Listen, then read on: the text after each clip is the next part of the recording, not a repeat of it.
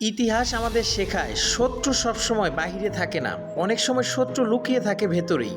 একসময় পৃথিবীর সবচেয়ে শক্তিশালী সাম্রাজ্য ছিল রোমান সাম্রাজ্য, যার সেনাবাহিনী কাঁপিয়ে দিয়েছিল ইউরোপ, আফ্রিকার, এশিয়ার বিশাল অংশ। কিন্তু প্রশ্ন একটাই, এত শক্তিশালী সাম্রাজ্য হঠাৎ করে ধ্বংস হলো কিভাবে?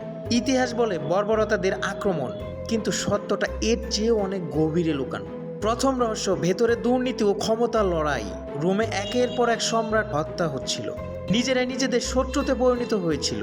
দ্বিতীয় রহস্য, অর্থনৈতিক পতন। যুদ্ধ চালাতে গিয়ে রোম অতিরিক্ত কর বসায় সাধারণ মানুষের উপর। স্বর্ণের কয়েনে মিশিয়ে দেওয়া হয় সস্তা ধাতু, ফলে টাকার মূল্য হারায়, ভেঙে পড়ে অর্থনীতি। তৃতীয় রহস্য, সীসার বিষক্রিয়া। রোমানরা পানির পাইপ ও রান্নার বাসনে সীসা ব্যবহার করত।